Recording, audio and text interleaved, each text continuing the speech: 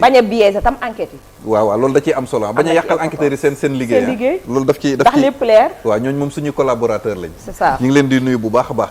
alors les impactés du terre ñooñu tamit ci waxtaan bi la ñu bokk maa ngi ko doon wax sànq sax moom moo waral teewaay ki nga xamante ni moom mooy Macodou Fall jiite collectif boobu nga xamante ni moom moo leen ëmb alors Macodou d'abord nga présenté ñu collectif bi ak li ko tax a jóg ak yooyu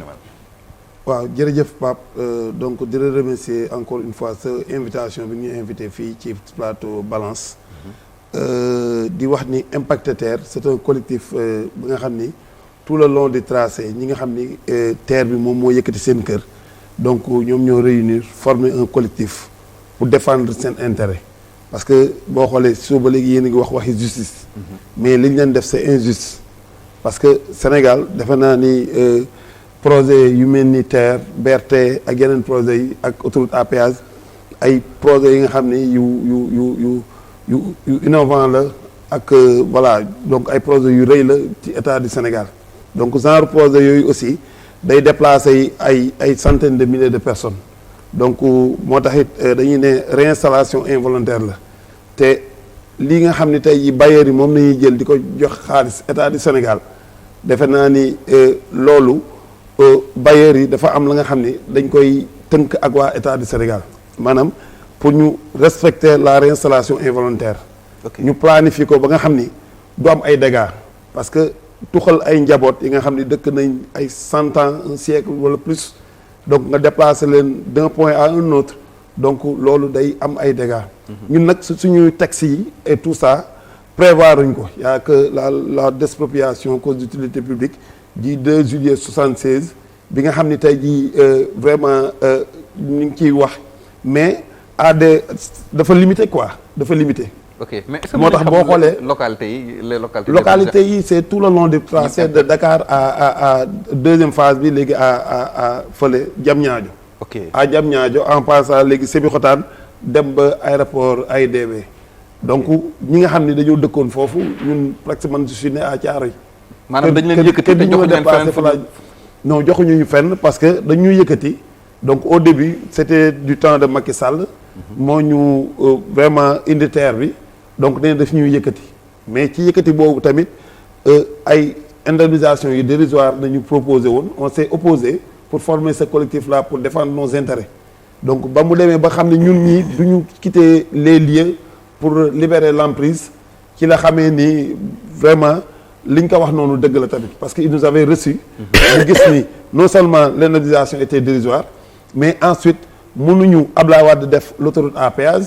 10 ans après le terre est venu donc Ablaye Wade jox un site comme la cité APEX site de recasement donc terre bi ñëw mënuñu am site de recasement donc on s'est opposé ba finalement il nous a dit que danañu jox site au début Kantiaré la ñu joxoon ak Malika mais il a changé après jox ñu 40 hectares sur Lac Rose 40 hectares yi muy jox sur Lac Rose aussi ñu waroon ko aménager aménagement bi waroon commencer le 21 octobre 2021 waroon jeex une année la waroon kii parce que y a la société Socabek bi nga xam ni moom moo waroon aménager ces 40 hectares donc 40 hectares yooyu on est à octobre presque 2025 ba léegi mënuñu fexee ba jeexal aménagement boobu et que les conséquences sont là idem ci deuxième phase bi benn site bu nekk yebaa nañ leen jox donc site boobu ba léegi waa Eiffage ñoo yor pour aménagement bi mais ba léegi jeexagul la dernière réunion qu'on avait eue avec le DG de l'APEX aussi il nous avait promis vraiment de gérer l'affaire parce que moom c'est un gars ba nga xam ni mi ngi woon ci boîte bi ci APEX la nekk mooy Bakary Sega Bathily d'ailleurs en ses débuts nee na mi ngi commencé ci liggéey ci APEX dem ba nekk DG donc nos réunions yi ñu daan am avec les bailleurs sax daan na assister donc c'est quelqu'un qui maîtrise bien le projet mais il nous avait promis vraiment de régler ça mais aussi dootul am rupture de communication entre ak ñun ak ñoom donc ñun lu ñuy déplorer mooy état bale Macky Sall bien vrai que moo ñu teg nattu bi yëpp mais ñoom daan nañ am ouverture ak ñoom daan nañ discuter daan nañ ñu recevoir en conseil des ministres plus d'une fois ñuy wax en conseil des ministres le président instruit à ses ministres vraiment ñu régler ce problème bi et tout ça mais y avait des lenteurs mais cet état bi nga xam ne dafa bees te nga xam ni vraiment amoon nañ ci ñoom espoir parce que nous nous sommes dit que ay xale nañ ay ndaw nañ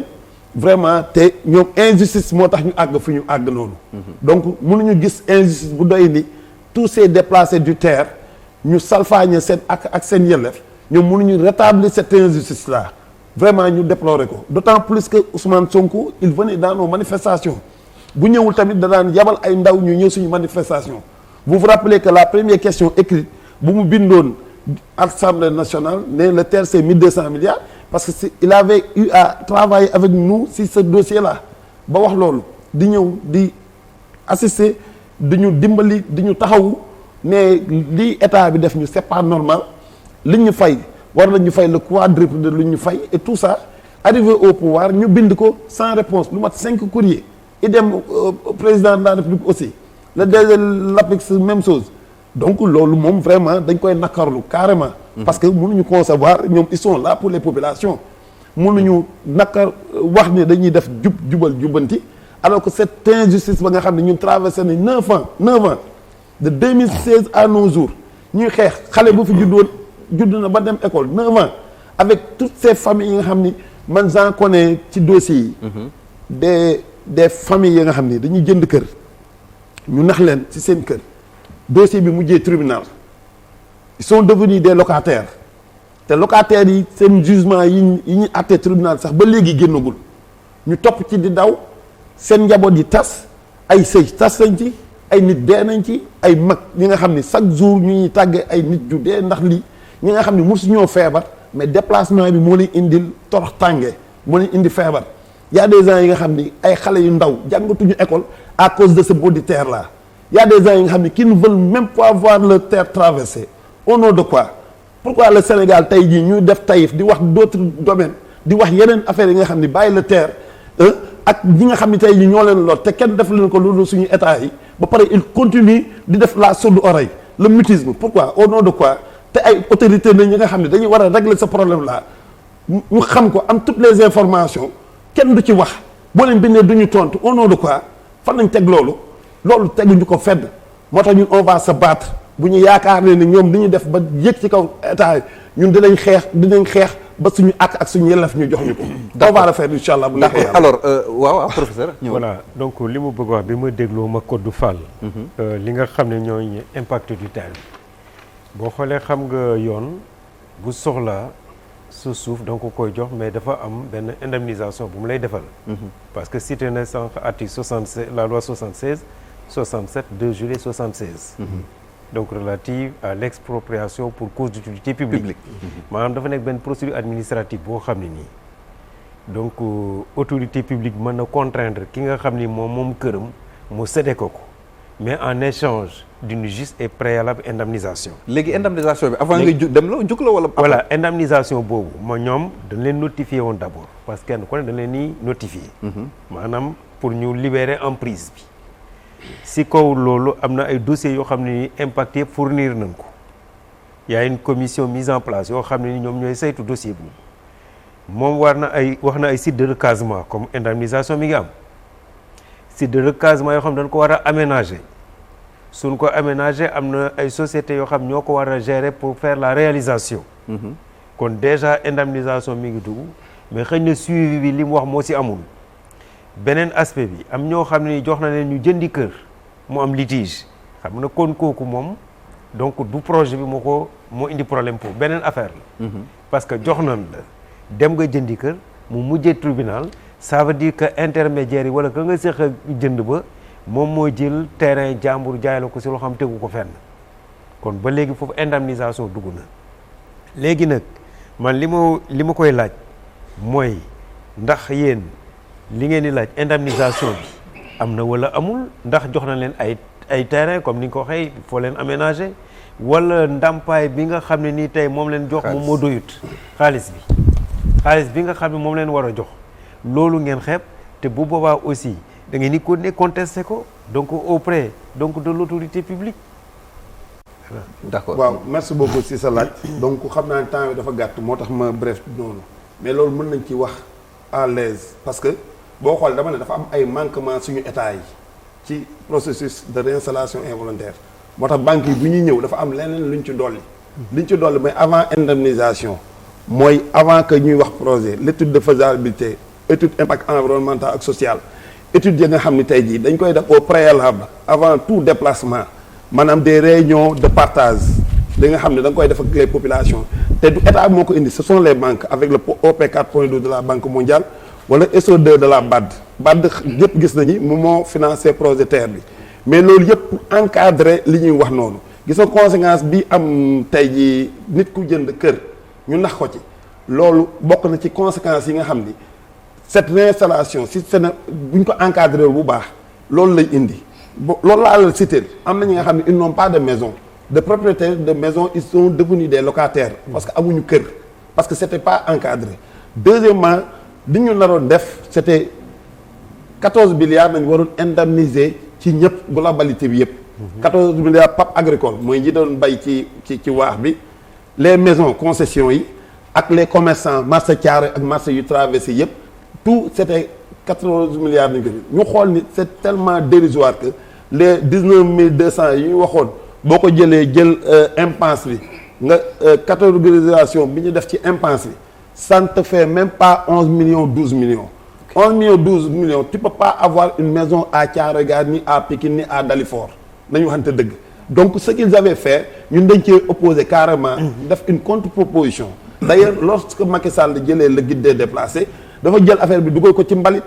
ne ko lii li ngeen ko tëggee baaxul parce que man samay vacances maa ngi ko doon defee ci Touba Thiaroye Gare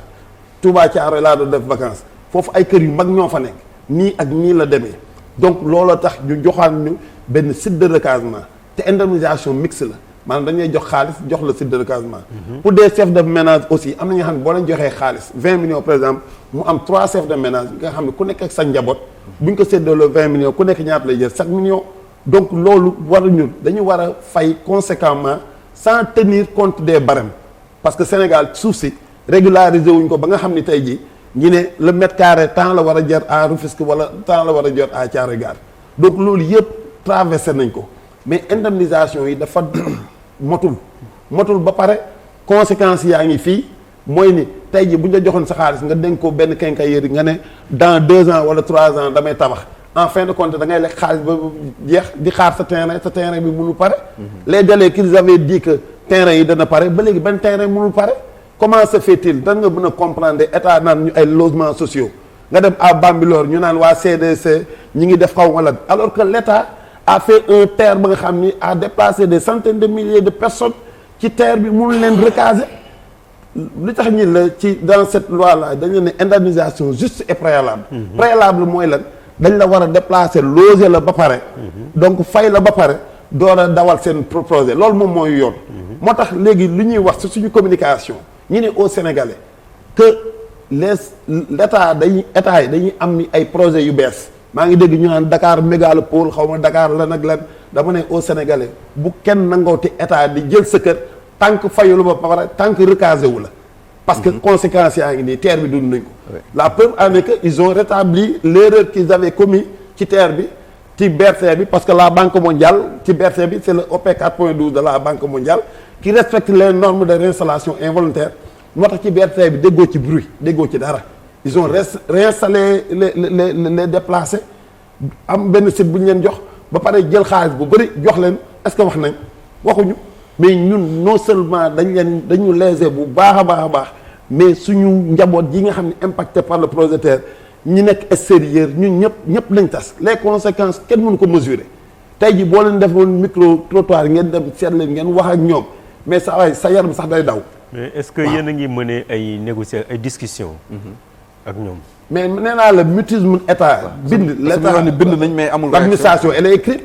tu écris le premier ministre 4 fois un premier ministre ba nga xam ne da nga ko daan gis di toog ak moom ñuy waxtaan ci affaire TER bi mu ñëw di ñu soutenir ba mu nekkee opposition mu ñëw nekk premier ministre mënul ñëw régler suñu problème mënuñu jël en audience mais nañu jël en audience nee ñu may leen ma caytu lii d'ici temps ma régler problème bi wala lu mel noonu au moins loolu soulagement la. comment se fait-il ay nit nga ne da nga leen di aménager fële site ba existé na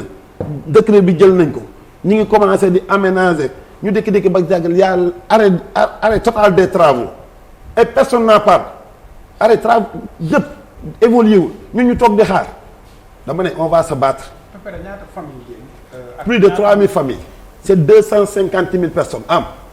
plus de 3 000 familles jamais un projet n'a déplacé autant de monde naka lañu mën a defee lii c'est un drame la avec ça ñu naan dañuy def forum de l'investissement le 6 ak le 7 octobre pour attirer les investisseurs à venir investir au Sénégal alors que ça c'est une mauvaise image pour le Sénégal. mais yéen dafa mel ni Macky Sall moo leen tooñ de. ñun non même Macky Sall bu ñu tooñee l'état continuité la. ok gis na état continuité la Macky Sall même bu ñu tooñee Macky Sall daan nañu recevoir même Macky Sall bu ñu tooñee Macky Sall daan na waxtaan ak ñun malgré tout ça. le dernier discours qu'il avait fait mooy ni gis na suñu esprit de citoyenneté te il va résoudre le problème au dernier cas c'est ce qu'il avait dit les vidéos sont là. ok mais ñu ñëw fii état bu bees am ci ñoom espoir nekk ay xale. Sénégal yépp teg ci ñoom espoir surtout impacté terre bi ñu ñëw bëgg def benn mutisme koo ci wax ak mu lay tànkamlu mais ñun dinañ ñu dégg force. d'accord Pape Sané intervenir ci affaire bi. Makumba Makodou waaw effectivement li nga wax si mbirum impacté terre yi c'est vrai que ça commence quand même à prendre beaucoup plus de temps que prévu. Et au même moment Pape li ci yéemi mooy ña nga xam ne sax. joxoon nañ leen woon seen enveloppe seen pécule di xaar terrain tey jii bu ñu leen joxoon terrain bi xam naa ne dañ koy jaay parce que dootuñu am lu ñu koy tabaxee parce que xaalis bañ leen joxee moom nañu nekk di louer di fay seen location loolu mu nekkoon mooy première phase bi tey deuxième phase bi pour dire seulement qu'il y a une très mauvaise volonté tey deuxième phase bi terrain am na sur 1350 personnes ok 1350 impactés. À ce jour 50 personnes ñoo jot notification seen titre sur 1350 tey jii may wax tey jii ñuy wax 50 personnes ñoo jot seen notification si seen titre ok alors que phase boobu moo war a continuer ba AIBD waaw léegi pour des raisons stratégiques daañu fexe ba régler cette phase là parce que c'est très stratégique avec ce qu'on va faire sur Diamniadio AIBD mais bu ñu koy régler mooy que ñoom ñi nga xam ne ñooy phase 1 bi ils vont continuer de languir parce que problème bi mooy les sites ont été choisis aménagement terrassement li ñuy wax VRD moo ci des mais qu'est-ce qui empêche l'État de faire ces travaux là te boo xoolee sites yooyu yi nga xam ne ñoom nañ leen jagleloon tey ji la plupart ou bien au moins 2 de ces sites là commencé nañu am ce qu'on appelle des infiltrations mooy maanaam prédateur foncier yaa ngi ciy dugg di caxat-caxate c'est-à-dire fii ak 1 an encore mu nekkaat beneen problème waaw moi je crois que il faut que problème bi ñu jël ko à bras le corps parce que tamit il faut dire une chose mooy que xaalis bi la BAD génnee na ko du ne dañuy financement bi joxe nañ ko donc ça veut dire que quelque part le problème se trouve où ça se situe au niveau de l'APIX waaw ça se situe au niveau de l'APIX li mu wax d'accord naa ci moom c'est une continuité oui. Si les anciens dirigeants de l'APIX dañu am une responsabilité ci xaalis boobu am fu ñu ko dugal mais ñii nga xam ne ñoo diriger tey APIX dañu war a jóg taxaw teg leen ci yoon parce que ñii nga xam ne tey jii mooy impacté yi Pape je te jure situation bi ñuy dund nee naa la tey bu ñu leen joxoon terrain sax fu ñu mujjee mooy jaayaat terrain bi parce que lañ leen joxoon ci xaalis pour ñu tabax terrain xaalis boobu moom la ñuy fayee location moom la ñuy fayee seen njaboot ñuy jàng école donc moi je crois que ñii nga xam ne ñoo jiite APIX dañu war a jël seen responsabilité par rapport à la gestion antérieure c'est une continuité dans le fonctionnement de l'État mais buñ ne Pape Sané Pape Ndiaye moo remplacé Pape Sané Pape Ndiaye bu excès li muy njëkk a def mooy xool la nga xam ne responsabilité Pape Sané la woon te nga xam ne moom mun na ko topp yaakaar ko gàllankoor ko donc loolu dañ ci war a taxaw bu baax a baax fexe ba ñu jot seen terrain en tout cas c'est une situation très préoccupante parce que deuxième phase ak première phase ñoo def fusion sax d'ailleurs parce que tey mën nañ ne première phase am na ay incohérences et tout ça mais deuxième phase bi nu mu demee nii tayeef la quoi comme ni nga ko waxee parce que mënuñu concevoir nga def ay erreurs ci première phase deuxième phase bi tu répètes la même chose donc loolu teguñu ko fenn beneen bi mooy ñun mënuñu xaar encore une fois ñu nekk foofu ne dañuy def seen audit xaw ma lan ak lan alors que njaboot gi ñu ngi souffrir donc ñun loolu mënuñu xaar temps boobu on n'a pas ce temps là li ñu bëgg mooy nañu terminer les 2 sites de recasement ñu viabiliser ko defar ko lu ñu ko war a jox ko seen i borom les titres formels yi nga xam ne war nañ ko jox seen borom ñu jox leen titre kayitu kër. kayitu kër si Sénégal warul xaar impôt domaine na ngi nii ñooy defar ñii ay déplacé nañ am nañ spécialement ni ñu leen war a defaree seen kayitu kër ñu jox leen au moins ça soulage benn vieux nga jox ko kayitu kër nga ne lii sa kayitu kër la en attendant fii ak 6 mois fii ak 4 mois kër gi bu paree ñu jox la ko loolu au moins dina soulager njaboot gi. mais ils ne l'ont pas fait beneen bi mooy les pertes de revenus locatifs parce que pour des gens qui louent leur maison normalement ci part bi plan d'action et de réinstallation dañu war a fay le montant du loyer ñu multiplier ko par 6 ñu fay la donc ñooñu loolu moo doon seen source de revenu donc loolu bu ñu ko jëlee njaboot gi dañuy gën a toroxtaange. et puis imagine-toi ñu dëkk loolu fa nga xam ni tey ay endroit yu sori sa nga xam ne ay école privée rek la am mais njaboot gi dañuy dem ba dootuñu jàngati ñu bëri dañuy bàyyi école à cause de cette terre là loolu am les primes de vulnérabilité et d'accompagnement social la BAD avait mis 10 milliards pour accompagnement social ci kër boo xoolee BAD nanguwul financer deuxième phase du terre bi xam lu tax impacté yi. ok BAD dafa fusiliser attitude état du Sénégal deuxième phase du terre dugalu ci dërëmam parce que di ci traiter ces impactés du terre là donc loolu yëpp am donc ñu war a ñu fay tamit prime d'accompagnement social ak qui est estimé à 1,5 million et prime de vulnérabilité boobu tamit ñu ne il faut mu am condition d'éligibilité maanaam pour des personnes yu gën a vulnérables mais tout déplacé est vulnérable parce que conséquences yaa ngi nii man damay liggéey ma dëkk fii à Thiaroye je paye 5 000 francs wala 2 000 francs pour dem Dakar ñu jël la nga dëkk ginnaaw Tivaouane Peulh wala yu mel noonu mais ñaata ngay fay ak sa déplacement ak charge yi nga am yooyu yëpp donc dama ne encore une fois état bi xam nañ exactement lan mooy suñu problème. ku mel ni Bakary Sega Bathily il maîtrise le sujet. dañ koy ñaan mu ñëw régler problème bii Ousmane Sonko Diomaye Faye président Diomaye Faye ak premier ministre Ousmane Sonko ñu ngi lancé un appel pour ñu régler ce problème là. parce que ñun dañuy dem ci ay combat en octobre en premier lieu pour avertir. justement encore dafa une fois plan d'action bu ngeen teg quoi. plan d'action. On a préconisé de faire une caravane des impactés du terre buy jógee Sébikotane ñëw Thiaroye Gare en passant par la gare de Rufisque ak gare Kër Mbaye Fall. caravane boobu comme nous sommes dans un état de droit bind nañ acquis de droit mooy les préfets des 2 départements yépp bind nañ d'ailleurs sax tey am na benn commissaire bu ñu wax pour éventuellement enquête et tout ça donc bind nañ préfet yi jaar nañ fi ñu war a jaar yépp pour def caravane boobu. bu ñu paree ci caravane bi. bëgg nañ le 21 octobre def suñu mémorandum jaar la ko gouvernance ñëw APIX dem assemblée nationale bu ñu paree le 21 octobre le 30 octobre en fin octobre dañuy def marche bu ngand en ville. ok léegi nag passé tout octobre bu ñu amul benn réaction ci plateforme bi dañu jëm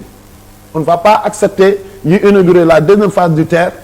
ñuy dem wala TER bi di amasser ay bénéfices di def ay bénéfices ñu koy lekk ñun ñuy souffrir loolu moom duñ ko nangu. ci plateforme bi dañu jëm. ok kooku moom nañ leen avertir ci d'accord Macodou man li ma bëggoon a wax boo xoolee c'est 9 ans de bataille c'est sous l'ère Macky Sall. oui ñii 2 ans la ñu defagum. oui donc indemnisation yenn prime de vulnérabilité yi ngay wax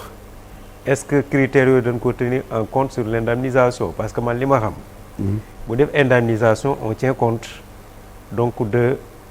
comment on encore du bien immobilier. surface corrigée beeg yooyu yëpp war nañ si tenir compte ak lépp li nga xam ne def nañ ko fa comme construction wala plantation loolu lépp bu nu ko xayma kenn ku si nekk dina am benn proposition bu la def te danañ ko tënk si lu leer. ok mais yeneen prime yi nga wax prime de vulnérabilité yi indemnité kilométrique yi ngay wax par exemple ki nga xam mi ngi dëkkoon fii Thiaroye war a ñëw Dakar xëy na il lui faut 15 000 pour aller la ville mais soo ko bëggee déplacer lu demee ay Tivaouane Peulh wala derrière donc non seulement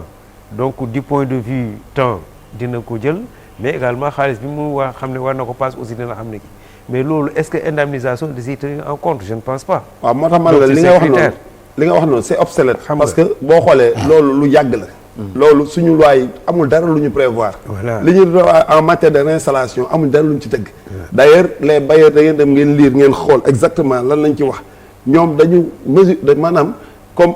accompagnement social yi bokkul ci ñun prévoir uñ ko. loi sénégalaise yi prévoir uñ ko alors que bailleurs yi prévoir nañ loolu. d'ailleurs sax looloo tax ñu génn seen xaalis ñu joxe. bailleurs yi seen fonds la ñu indi mais. seen fonds la ñu édité mais y a un protocole y a un plan d'action et de réinstallation.